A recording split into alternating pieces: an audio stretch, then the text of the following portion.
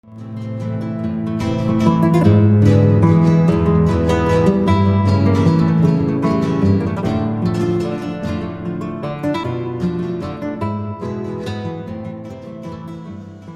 hidrocarburos representan la principal commodity, o como diríamos en español, mercancía, del mundo contemporáneo. El petróleo ha sido y es el principal hidrocarburo desde el punto de vista de su conocimiento y de su importancia estratégica. Por lo tanto, lo tendremos en cuenta preferentemente durante el desarrollo de esta presentación. Debido a su importancia en la economía y desarrollo de muchas sociedades contemporáneas, procuraremos ordenar un poco las complejidades de este tema que es fundamental en la economía y la política mundial. Los hidrocarburos son fundamentalmente compuestos de carbono e hidrógeno, con diferentes grados de elementos secundarios, por ejemplo azufre. Cuando tiene más átomos de hidrógeno que carbono, son más livianos, caso de los alcanos, que incluyen al metano, cuya fórmula es CH4, o al etano, cuya fórmula es C2H6, el propano, cuya fórmula es C3H8, y así sucesivamente. Y en la presión atmosférica normal, en la superficie, se presentan como gases.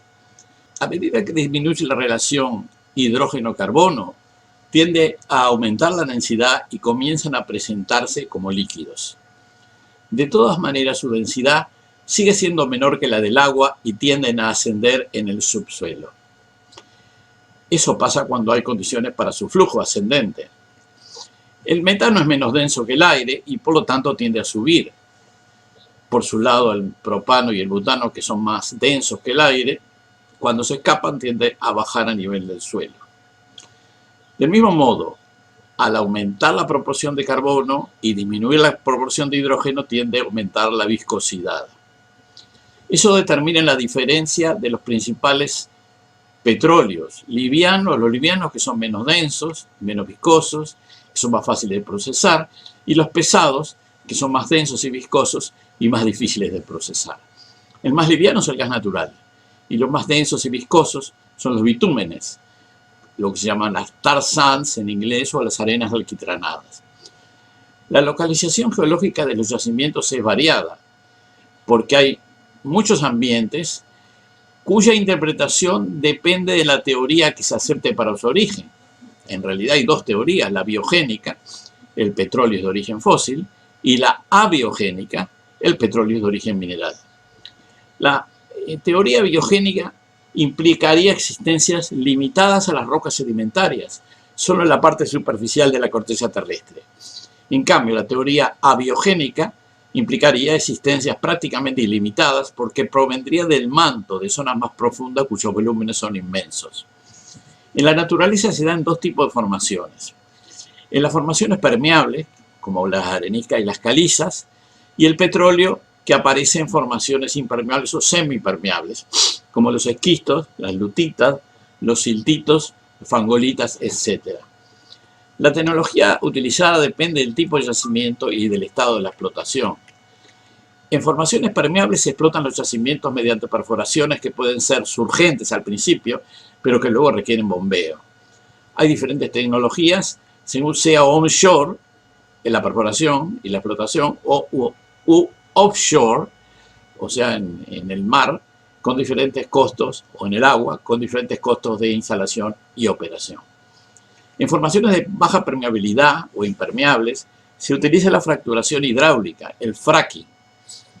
En los hidrocarburos más pesados pueden usarse métodos de excavación de formaciones con hidrocarburos que requieren además procesamiento. Caso de las arenas petrolíferas de Athabasca, de Canadá. En este video hablaremos principalmente del petróleo líquido. En otro video hablaremos del gas natural, que tiene algunas importantes diferencias, tanto geológicas como tecnológicas y comerciales, con el petróleo líquido. Desde el punto de vista geográfico, los principales yacimientos están ubicados en los alrededores del Golfo Pérsico. Arabia Saudita, con su gigantesco yacimiento de Ghawar, que produce casi 4 millones de barriles diarios, de los 11 o 12 que produce Arabia Saudita. Irak, Irán, los Emiratos, Kuwait, Qatar, etc.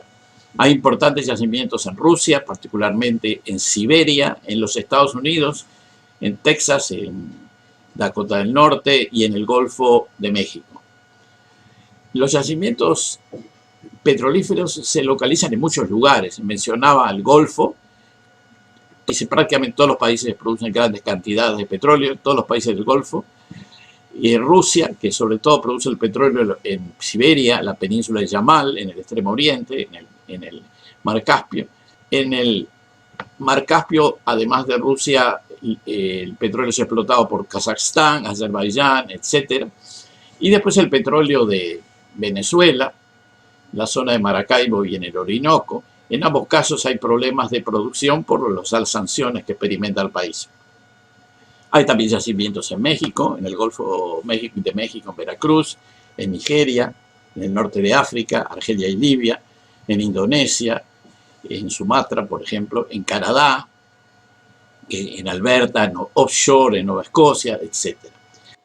Más allá de la utilización del petróleo, que es extremadamente importante en la sociedad contemporánea, se plantean algunas incertidumbres, no solo referidas a su disponibilidad, sino también referidas al desarrollo de las tecnologías sustitutivas, así como a las estrategias económicas y políticas que apliquen los países más poderosos desde ese punto de vista y su impacto sobre la producción y el consumo.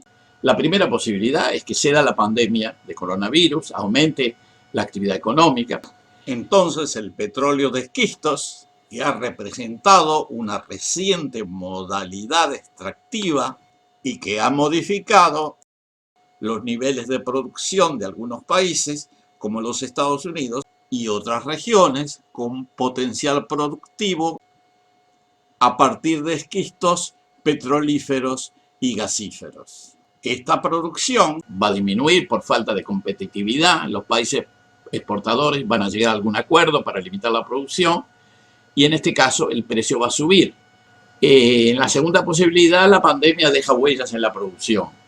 La actividad económica se resiente, los países exportadores continúan su guerra de precios, el precio se mantiene bajo. Y ahí disminuyen los estímulos para desarrollar energía alternativa. Con el petróleo barato, tal vez no valga la pena desde el punto de vista económico el desarrollo de ciertas energías alternativas. Lo que se mantiene como afirmación y es que los volúmenes de petróleo disponible bajo tierra son inmensos, que no hay limitaciones visibles, no se avisora que disminuyan significativamente. Esto aporta evidencia para demostrar que el origen del petróleo es mineral, que viene del manto, donde hay volúmenes inmensos, y que no es fósil, que la afirmación de que el petróleo es fósil está siendo desmentida por la realidad. Este video fue presentado en el marco del ciclo Mitos y Verdades, el canal de Fogón en Fogón.